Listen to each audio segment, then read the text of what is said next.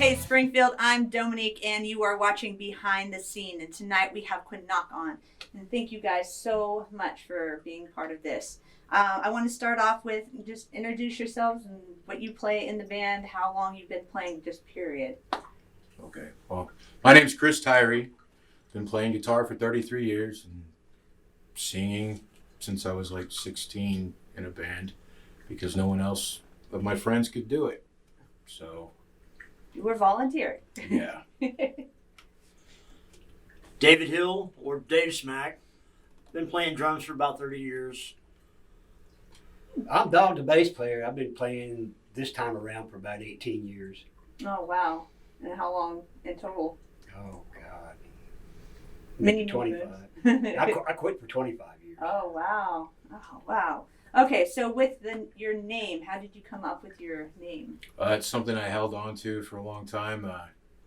When Media Dropout was going through some stuff, we were talking about changing the name, which inevitably happened.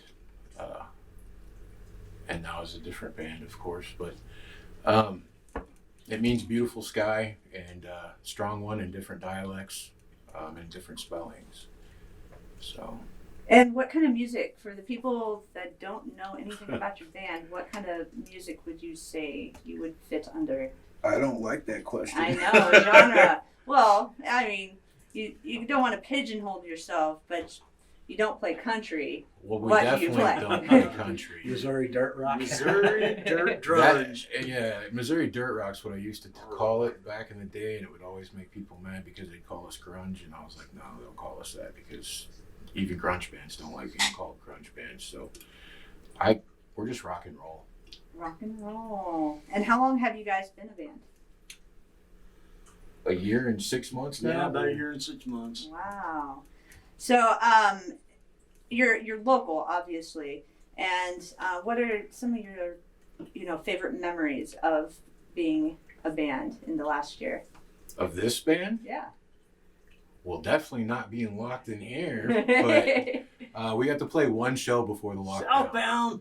And we closed the night out for Bada and Dirty Molly. And unfortunately, Dirty Molly's no longer, and Bada's on hiatus until Brian heals up. So we don't know what's going to happen with those people. I know Aaron's started another band from Dirty Molly, and I've gotten a sneak peek of it. He's doing pretty good with that. So yeah, he was on the show not too long ago. I haven't dropped that yet. He's a good dude. I grew up with Aaron, and we actually used to play guitar on my front porch. He and I learned how to play Stairway to Heaven together when we were kids. So. Oh my gosh. Yeah. Oh wow. Yeah, his band's called One Last Devil. This Yeah. time around. But yeah, they're a good band. So we want to get to your first song. Tell me a little bit about that. Falling Down? Mm-hmm. It's about a breakup. It's an easy, straight to the point kind of thing. Kind of standing out and watching someone else go through it. Cool. And seeing that they love that person still. Well, that sounds awesome. So we're going to take a look at that and we'll be right back.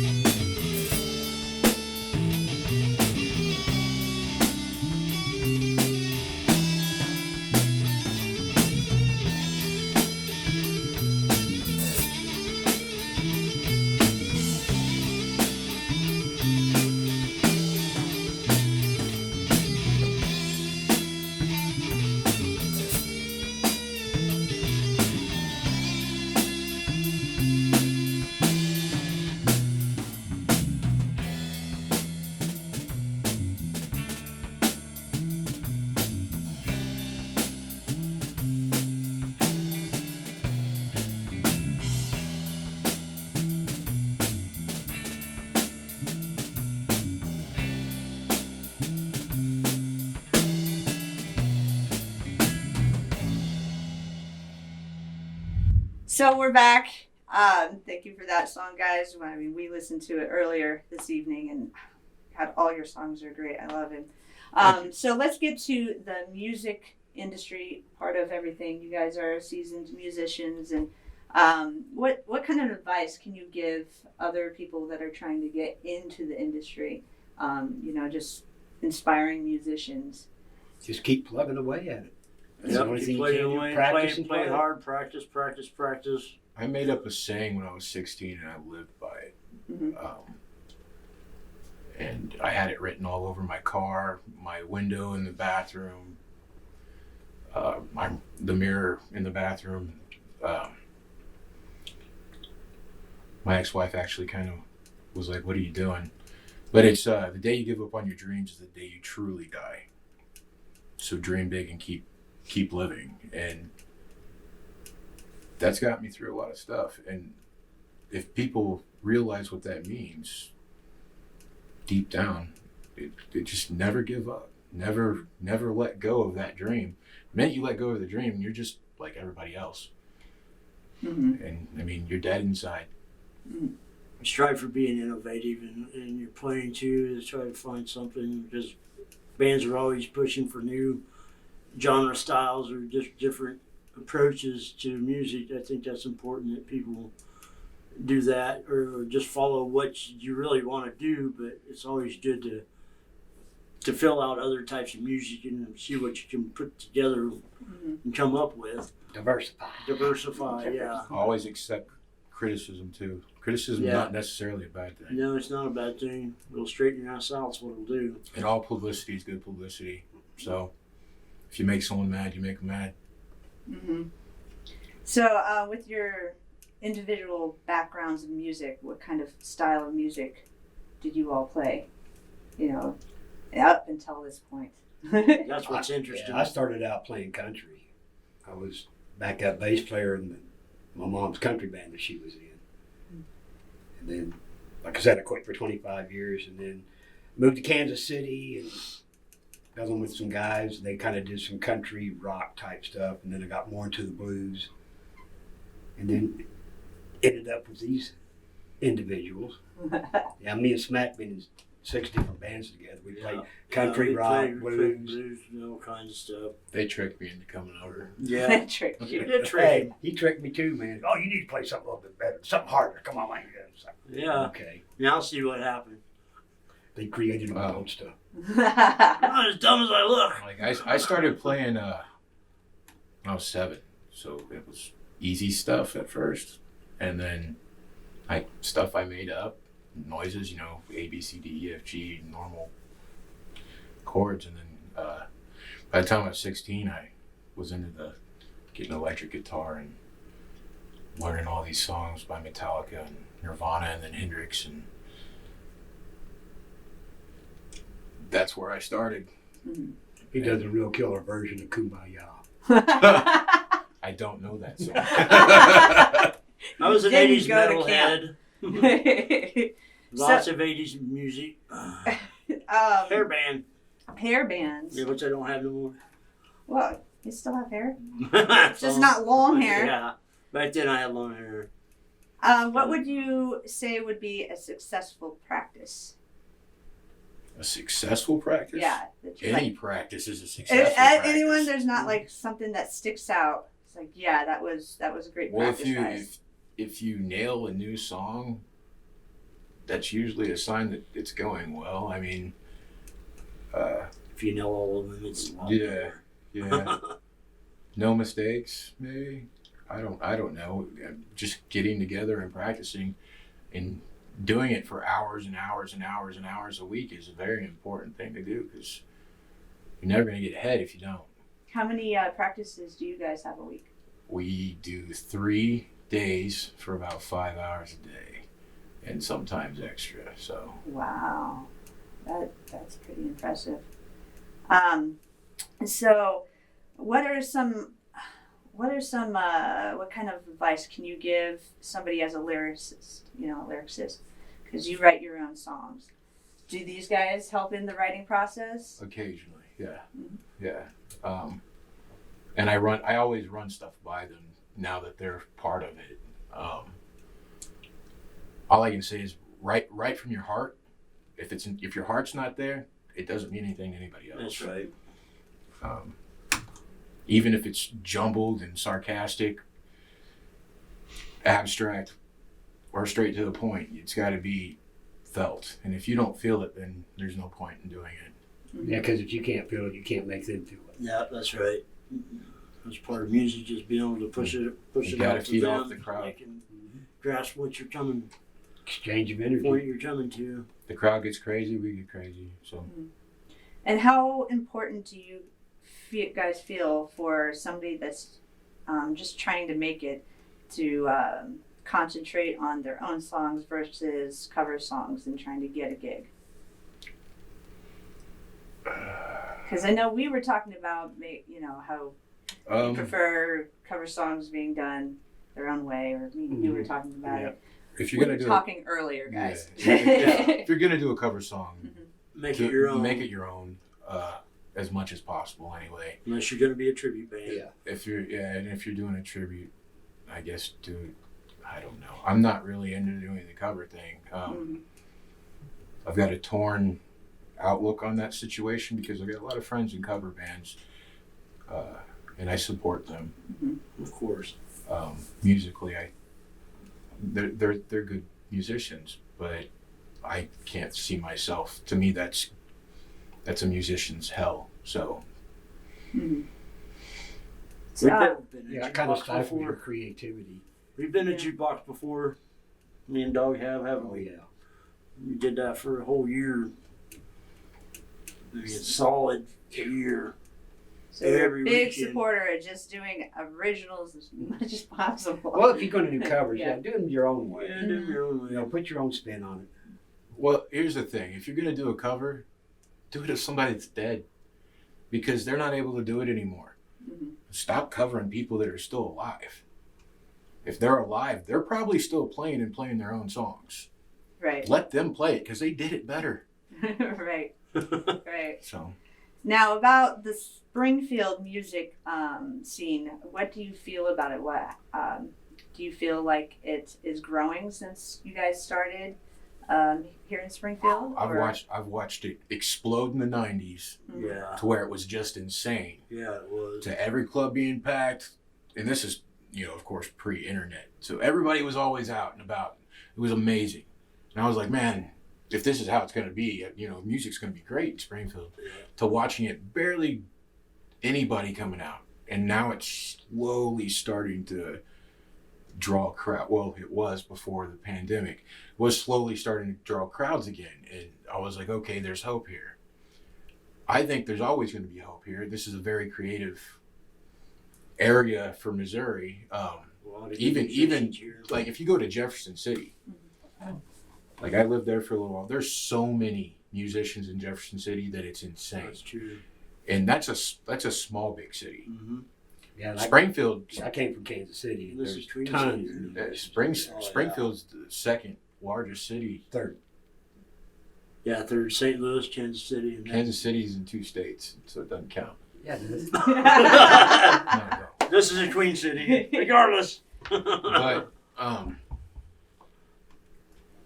no matter how you look at it, it's a decent sized town. I know it's a giant square, and then you got the outside little towns here and there, but everyone's got talent out there too. I mean, it's all over, whether it be music or art.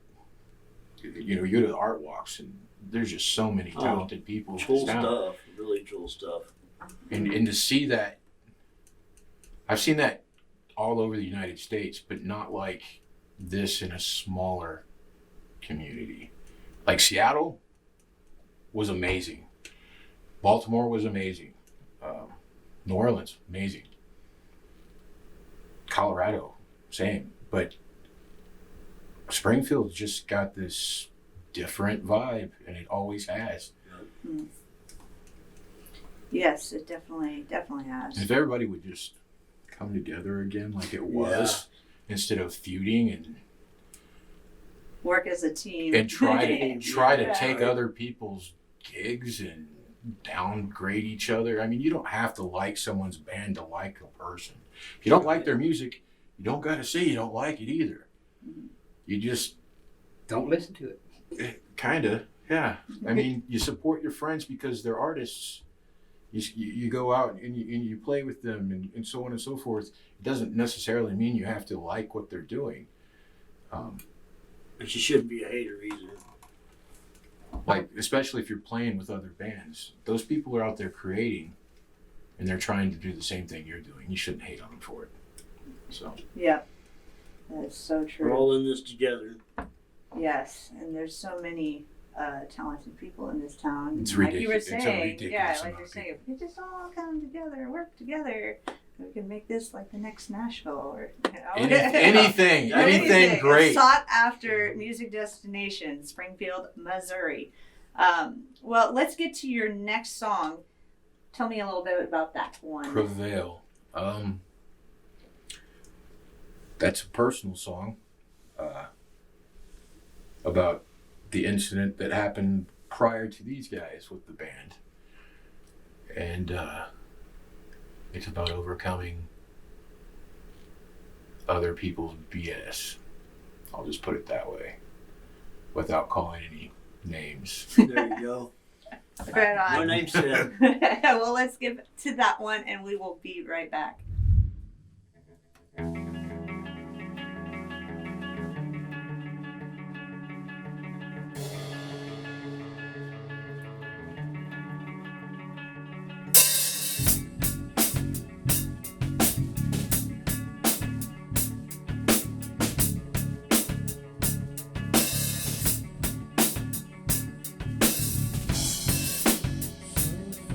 away, there's nothing more than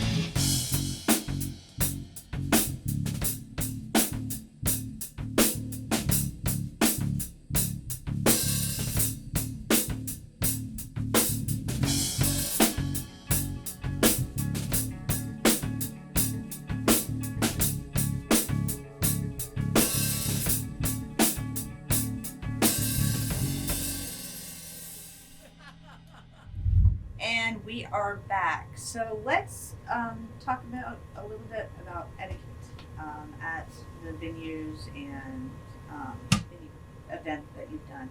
What are some things that stick out to you that when seeing other bands, what's something that sticks out to you that you cringe about? You know, like other bands doing at a venue. You're like, oh man, Cringe. yeah. Why would you do that?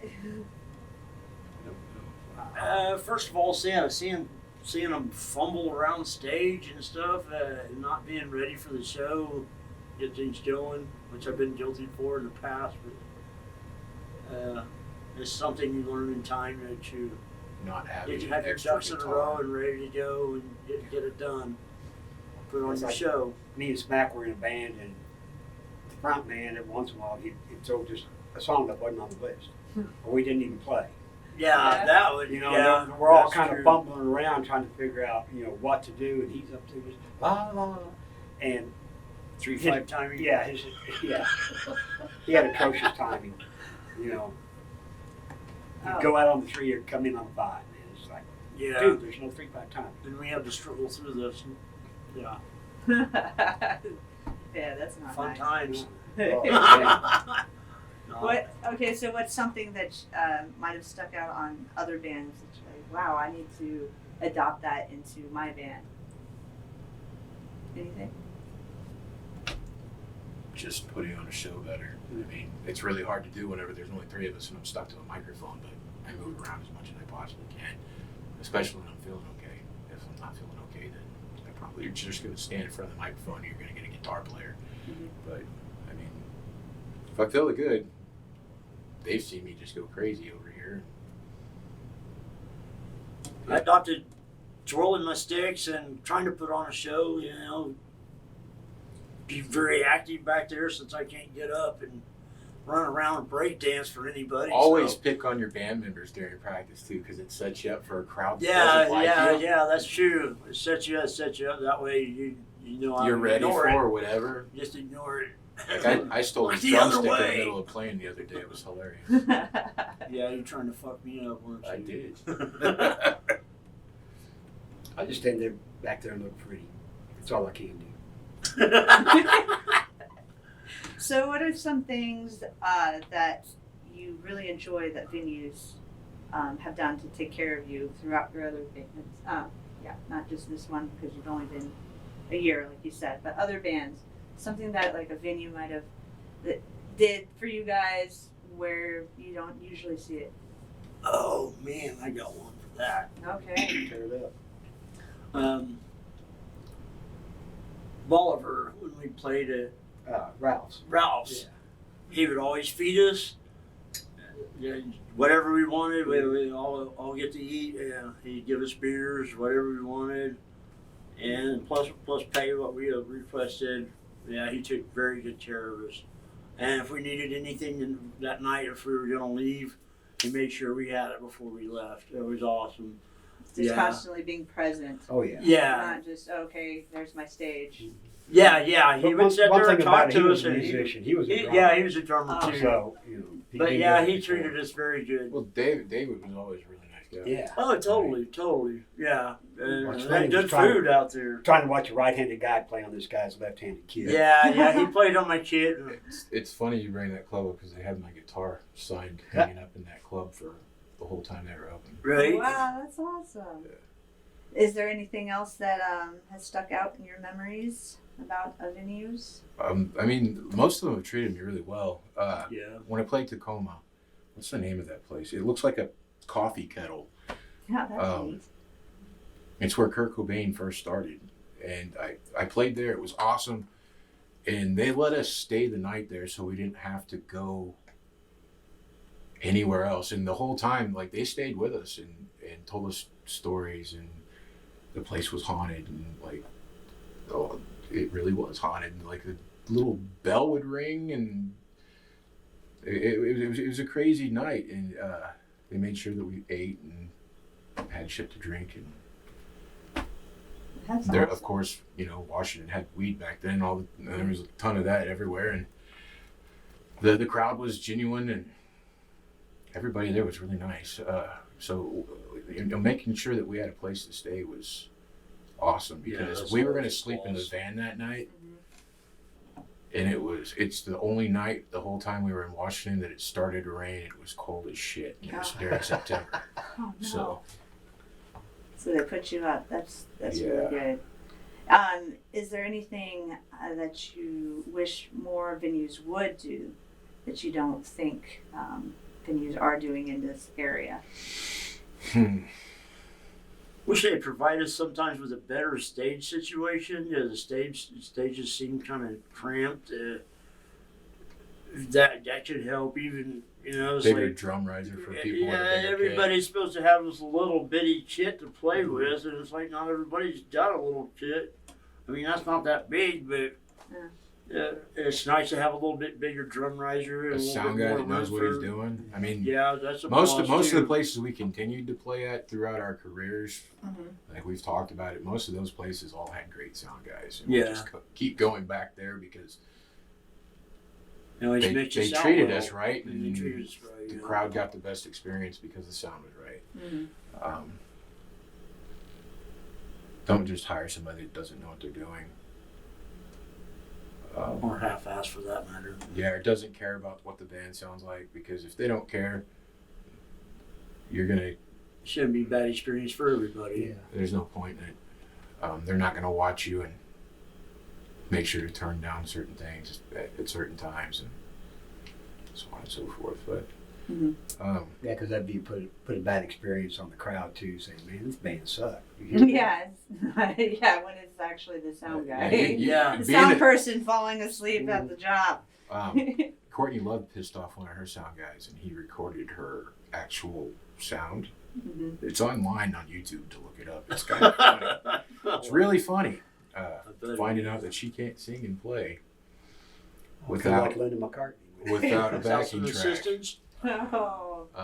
But yeah, she didn't pay her sound guy that night, and so he recorded her without the band on a track, and it's really Yeah, bad. don't mess with the sound Yeah, person. that's like don't mess with You your want to cook make them happy Yeah. too. or your if waitress, possible. because those people are dealing with Team your effort. food. It's the same way with a sound guy. Don't mess with your sound guy. That's right. Yeah, and the audience shouldn't always blame the band because No, because a sound guy can make Yeah. you sound like you Dog don't shit. know what you're doing. Exactly. Do you have any other advice that, or anything I have not asked you guys that you want to add, or anything like that? Well, to the younger group, I've seen a lot of people lately that have pushed their kids to start learning how to play instruments. And there for a long time, I thought it was going to be a lost art because nobody was learning. Everybody wanted to be a rapper. And all you got to do for that is get online and steal some beats or, learn how to play a keyboard. Yeah. And And learn to rhyme really quick. Well, that usually comes natural if you're going to be one. But it's neat to see people's parents supporting them That's an awesome thing. as starting out, and then you see those kids. Like I remember having 16-year-old. I'm not even going to say the band's name because they're big around here now.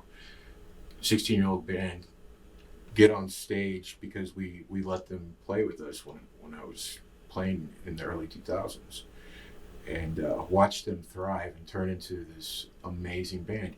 And that's what these kids that are doing it now will eventually be doing. They're going to be the future of rock and roll, and you've got to support that. And if you see a kid struggling that wants to, show them how to do something, or help them get strings, or help them with an amp. Oh yeah. Do I mean, if you got something extra sitting around and you don't really need it, give it to somebody that's going to use it. Right. That's right. And we actually have a great organization here in Springfield called Play It Forward. Yeah. And that's their whole goal is using gently used instruments and giving them to kids. So if you guys do not know about that, check them out. Play It Forward. If you're not going to play it, let somebody else play it. Yeah. Because it is, and definitely needy people they're itching to play music, but they can't because they don't have the instrument. Well, it's the ones that are hurting the most that are going to have the most passion for it anyway. I mean, they're the ones that go through all that dilemma growing up and have all that angst built up inside, and they've got to release it somehow. And it's either go get in trouble Or play music. or create something. Or create art, whatever kind of art or something that's good, positive. And Springfield's got enough crime right now. Yeah, we don't Right. need no more. Teach your kids to play an instrument and just keep them off drugs. Yeah, that is so true. Anything else you guys would like to add? Thank you for having us. Well, Yeah, thank you. for having us. Book us. We want to play. Yeah, and that's the Wanna last thing I was play. going to ask you is for everybody to find you on the interwebs. Where would they find you? Facebook.com, Quinock the Band. Can you spell it for them? Quinock, the band. That's right. Theband. All one word. All one word. Because if you just the band. If you just look up Quinock, you're gonna find a Japanese guy that plays the piano. And I don't know how that happened, but it did. Interesting. Really? Yeah. I Wow. didn't even know that. That's so strange. But yeah, I know that there are some people that are doing private events since COVID. Yeah, Are you guys into that too? totally. Yeah. As long as they don't ask us to play 3 hours worth of cover songs. Yeah. We are definitely Better into be playing. no ready to free roll bird. with a no free bird. No free bird. No. Very high decimal. No no November rain. Nope. Nope. None of those. No Well- Johnny Be Good. Well, thank you guys so much for being on the show with us, and for you out there, please go check them out. We'll have a link to their band page just down below. So until next time, guys, we'll see you later. Peace out. All right, this song's called Bite the Bullet.